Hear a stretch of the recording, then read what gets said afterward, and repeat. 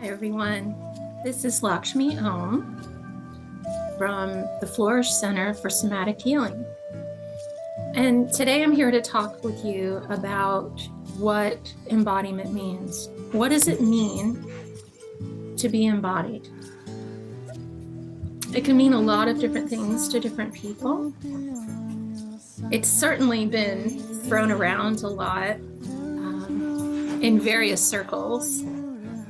And it sounds like something we want to do, but what does it mean and how do we do it?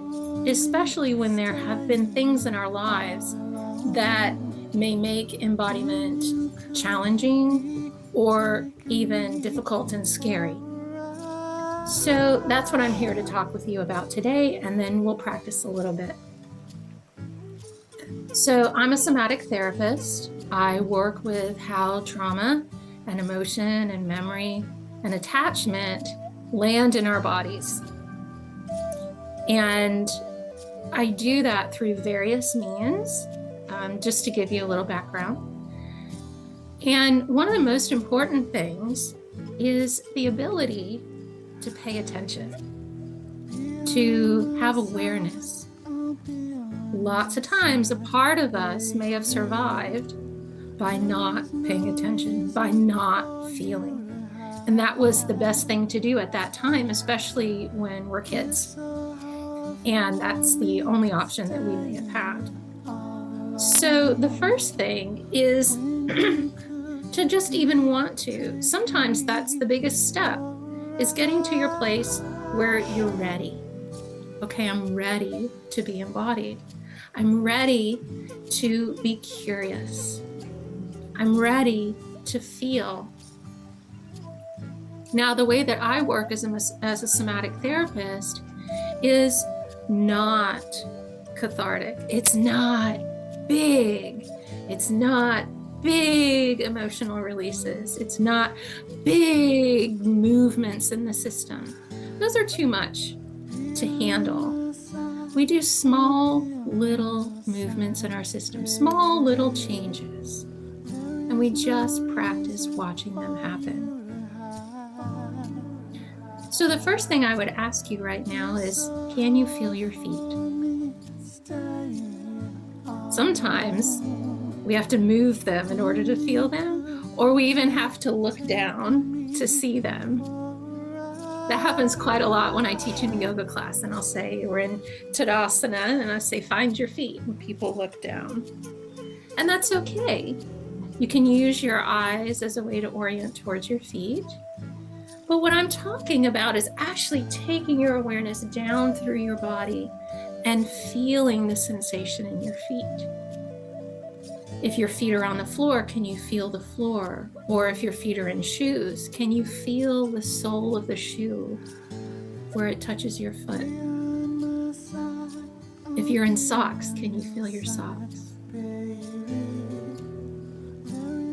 Can you feel your heels or your toes? Now, what invariably happens as we start to do this, different parts of us may have opinions or may have feelings about what we're doing, feeling into our feet.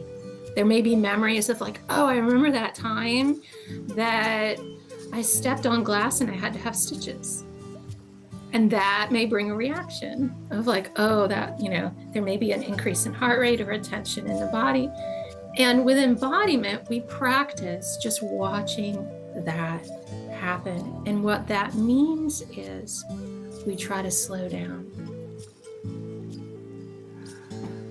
Almost like we're stepping back and observing. I see a part of me is having a memory. A part of me is watching it happen. And a part of me is down in my feet, right? There's lots of different parts of us all happening at once. So what do we do with this, right? The practice of embodiment asks us to practice non-judgment and not drawing conclusions. Oh, my feet are tight, and that must mean this, this, this, and this, and this. Oh, there's this pain, and that means in 10 years, I'm not going to be able to walk. That's meaning making. And it's a part of our mind that usually comes on to protect us from pain or because it's afraid. And as we start to understand the different parts of ourselves, which we'll talk about as we go through these series of videos, we start to have compassion for those aspects. Embodiment means feeling into and accepting the whole of ourselves. It means moving from our head, which is a pretty small container, and landing in our body to feel, to experience in the present moment. I've worked with babies for a really long time, and I love the moment where they start to realize that they can move their own hand. And it's, like, wow, that's a really big experience for them, right? So it's almost like, for a lot of us, starting over, what does it feel like to take your arms out to the sides? What happens to your breath? What happens in your back? Can you feel the muscles in your back start to work? Can you reach out through your arms? You may feel a little tension there, and that's okay. And then what does it feel like to bring the arms back down? Now, for some of you, this may feel really basic, but what I can tell you is that there's never an end to developing a positive, compassionate, and curious relationship with our bodies. It's an essential part of embodiment. Embodiment is living fully present and meeting each thing that comes up in our experience with curiosity as a messenger, that it has something that it wants us to know. Oh, this pain in my shoulder. How do we usually meet pain? Oh, let me take something. Let me not think about it, or let me dive so into it that that's all that I feel, right? What if we can be with it? What if we can listen? Oh, what is my shoulder telling me? If it had a voice, what would it say? Oh, I think I may hold anger there. I can feel it's kind of hot, kind of tight, right? Our bodies are with us through everything. Even if we don't have a memory, we store things in our bodies. Joy, as well as things more challenging like pain or trauma. And if we meet it with curiosity, then we can create a lot of space for it to exist, and we can meet it in small bits. The practice of embodiment is being here right now, on this day and this date. Have you ever noticed when you're in the future, well, what's going to happen? I have this meeting and this, and then I have to go, da, da, da, da. And it starts to create some anxiety. Or you're stuck in the past of, oh, this happened and it's always going to happen. And every time this happens, I feel this way, and then I get sick and da, da, da. Or there's just something in the past that you can't let go of yet. Embodiment means being present in the body, being present in this moment as we hold space for what we're experiencing when we think of the future and when we think of the past. And then we meet it with compassion and curiosity. I love thinking. I'm such an animal lover. Those of you that know me well know that I have a lot, and I would have more if I had space. But with curiosity, how can you be curious? How can you be curious about what's in your body? I always think of like when dogs tilt their head. What's that? What's that? They're not on alert. They're not defensive. They're just, what's that? You know, you see, especially German Shepherds, they do it a lot. They're super smart dogs and they're really curious too. That's why they make such good dogs for service, right? So I give you that metaphor, that image, as a way to approach what's happening in your own body and change your relationship with what's going on. You know, being really honest with yourself, like, oh, you know what? I judge that pretty harshly. A part of you judges it, and then a part of you doesn't want to, right?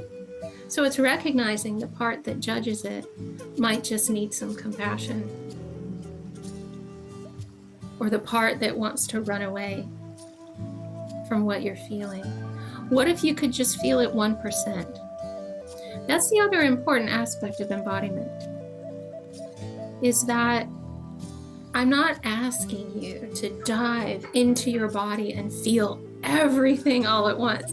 That would be overwhelming for anyone. But what if you could feel 1% of something that feels good? What feels right now? Check in. What in your body feels good right now? Even if it's your left pinky toe. And notice, how do you know it feels good? And if you can't find something that feels good, find something that feels neutral. It's just there and you don't kind of have to worry about it, but you can feel it. If you take your awareness there from your mind down, right? It's something that feels good. And notice how your body responds when you feel something good in your body, right? And then see if you can feel just 1% more of it. Almost like you're a sponge and you can take in just a tiny bit more. Good. And now, see if you can find something that feels medium uncomfortable, not your worst. Medium uncomfortable. Can you feel the edge of it? Just 1% of it. And just be with it. Try not to push or pull against it. Notice your tendency. This is where you start to learn about yourself and where you can start to know where you could make different choices as you practice. Right? And can you notice 1% more? Without pushing or pulling, without diving headfirst into it or running completely away. What if you could just feel 1 or 2% of it? And notice what happens in the rest of your body. And then pull out of that and go back to what feels good or neutral. Right? This is a practice from somatic experiencing called pendulation, where we're moving between something that feels good or neutral and something that feels a little more challenging, back and forth a few times. And you'll see how when we do that, things change and shift. The important thing about embodiment is to remember that nothing is set in stone, that your nervous system, your whole system, your being knows how to heal. And it's simply developing a relationship based on curiosity and compassion and a little bit of courage that enables change to occur. It's noticing and understanding your current patterns, which I promised you developed out of intelligence at a certain period in your life where that was the very best option. Now you get to make the choice if you want it to be something else. And that's where we start to change how we react to ourselves. So in practicing embodiment, move slowly and gently. Here's another exercise. Take your awareness down and into your left hand. Notice your left hand. Is it warm? Is it cool? Is it resting on something? Can you feel your fingers? Each finger might feel a little different than the other ones. Can you feel any sense of energy or movement? Some people may even be able to feel their pulse in their hand or their fingertips. Good. Now travel back up and across and go down into your right hand. So you got to let the left hand go and go into the right hand. Feeling into the palm, the back of the hand, the fingers. You can imagine all the bones in there. Lots of bones. Tissue, nerves, blood vessels.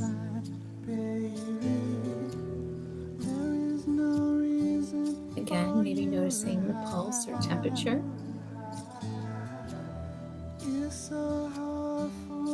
And then if you can, try to feel both hands at the same time.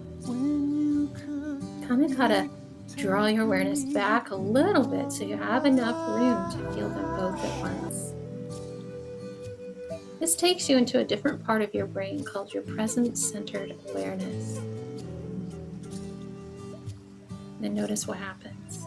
You may have to kind of bounce back and forth quickly until you can, oh, there they both are. I notice that my chest softens. I feel more relaxed. My breath changes, right? And that's an increase in embodiment. When I feel more present, calm, centered, safe, curious. So I encourage you to play with these exercises. They're not something that you might be good at right away. Practice. Try little bits, 5 seconds, 10 seconds, 20 seconds. And then let it go. Just start noticing. Notice things. Oh my goodness, I think that I keep tension in my shoulders when I'm nervous. Okay, let me try to let that go. Right? The more you start to notice, and notice with curiosity, the more your body will be willing to shift and change, and the more you can take up the space in your body, and the more space you can take up in and around the room that you're in, being present. And the deeper your relationship becomes with yourself. So as always, you can reach out if you'd like more personal work. My website is theflourishcentersomatic.com. Feel free to email me or text me from there, and I'd be happy to help. I encourage you to journal about your experiences and just notice, maybe over the next week, 2 weeks, 3 weeks, as you practice these exercises, how things change. The world might start to look different. You might just start to feel different in your body. The tension dial may turn down, and the peaceful dial may turn up. So please let me know if you have any questions. Write about your experience today. Write about what was easy. Write about what was challenging. Write about what would you like to work on. Pick 1 or 2. Don't make it complicated. Just 1 or 2 things you'd like to work on over the next few days or week. And then come back, watch the video again. See what else you take away from it. All right, thank you so much.